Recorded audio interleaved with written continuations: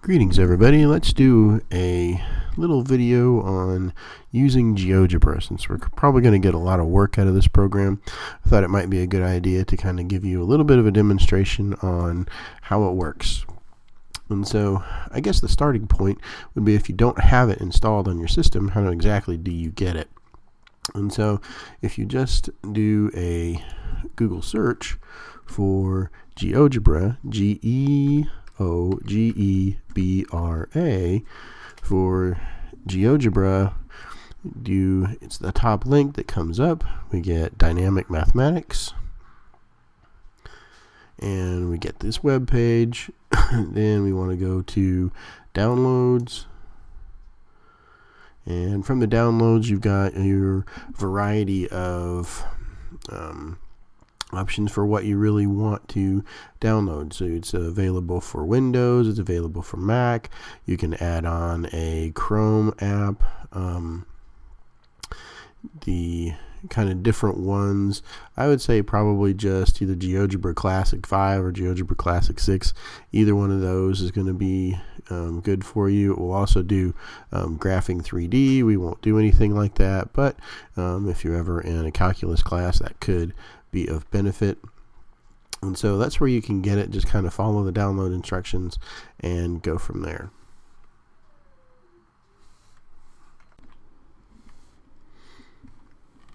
And so the idea is that we want to graph, get a picture of our equations. So graph them in here. And how do I actually go about doing that? Well, if we kind of take a look at what our assignment says to do, well, they're giving us an equation. So let's say over here, we need to graph these lines in Geogebra. So let's start with the first one. So we've got y is equal to negative 2/3 x plus 5. How do we go about putting that in? Well, if we go over to Geogebra, down here at the bottom, we've got an input screen, and on that input screen we can type it pretty much as we see it on the paper. So we would just type y is equal to negative 2 divided by 3, and for the divide symbol, we're using the slash that's there on the keyboard with the question mark. So that slash 2 divided by 3, and then times x, and then plus 5. So once we put that in there, and then we just hit enter, and Geogebra plots that line for us.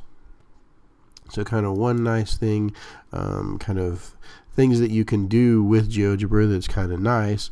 If we kind of grab this little arrow up here in the corner that says move, we can drag or select objects.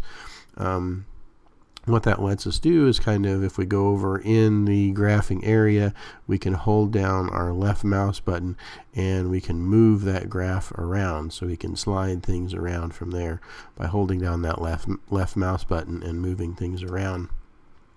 One nice thing that also Geogebra will let you do is we can kind of change the scale of these axes. Well, actually, let's say that you didn't want these grid lines in here. Well, if we come over here to this area and we right click, we get this window that says, oh, do you want the axes? Yes, I want the axes, but no, I don't want the grid lines. So I can unclick that selection and my grid lines disappear. Kind of another nice thing that Geogebra can do that we'll get some use out of is kind of rescaling things. So if our graphs are not really on their they're kind of out of view, or they seem distorted or a little too steep or something like that, we can actually change the scale on the x and y axes by grabbing it. And so if we come up here to this move graphics view, if we click that button, then what happens if we put our mouse cursor on the x-axis, if we left click and hold that down, then we can extend, by rolling the mouse, we can extend the x-axis out so that now we see units of 1/2, 1, 1.5, 2, and so on. We can bring that in so we can stretch it out and kind of zoom in. We can pull it in the other way and kind of zoom out a little bit. So now our x-axis goes 2, 4, 6, 8, 10, all the way out to 20. We can do that to the x-axis. We can do that to the y-axis. And kind of zoom around and change the scale and see what our graph looks like in other areas.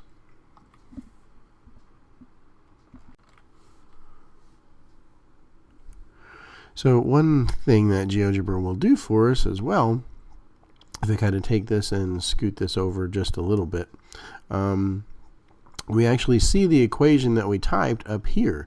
So we see our y is equal to, now GeoGebra converts everything to the decimals, so we don't actually see our fraction, but negative 2/3 is going to be about negative 0.666 repeating, so about negative 0.67 and then plus 5.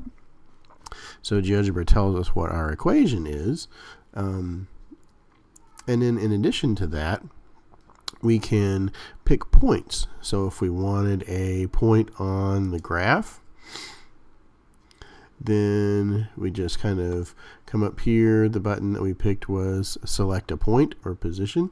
So if we just highlight, go to that line, click that point, and we see it show up. Now let me turn the grid lines back on so we can see it a little bit better.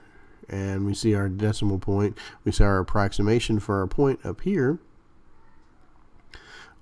If we kind of move that out a little bit so we get our scale back to where it was before. There. Now I can go through and just kind of pick points that are on here that I'm seeing the point. B is there at 0.61. And so if I take the 0.61, plug it into my equation, I can check that that's actually a solution.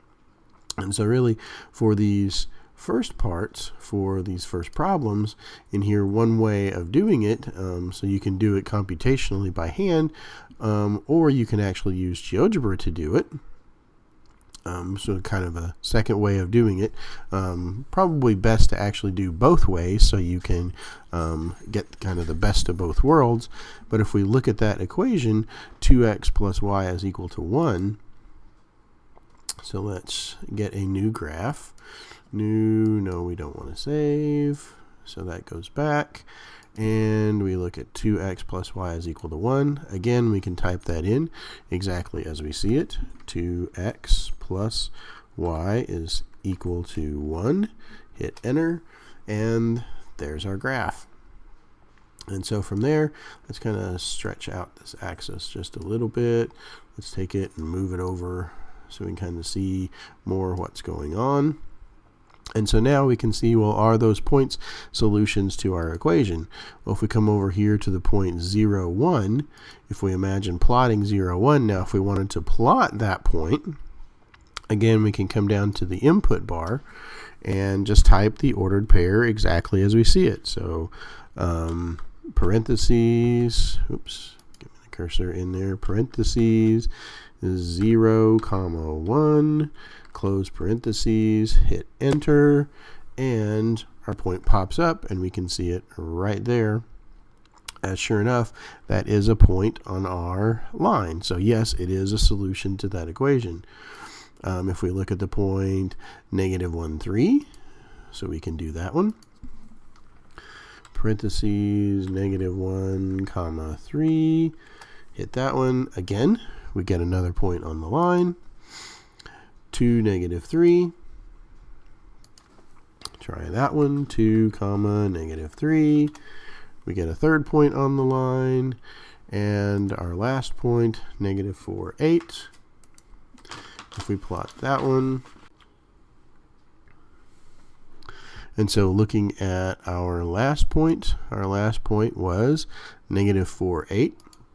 If we plot that one, so -4, 8, hit return. Well, it's not showing up. It may be out of kind of our viewing area, but if we kind of take it and Slide our graph down a little bit. There's our point, -4, 8. And sure enough, -4, 8 does not show up on that line. It's somewhere else. And so if we're checking it, that's going to be a point that is not a solution to our equation. And so this is kind of give us a real quick introduction to kind of plotting lines and how we work some of our problems with GeoGebra and how we kind of demonstrate stuff graphically. So hopefully this has been pretty easy to follow and probably a lot more work out of this to come. So see you all next time.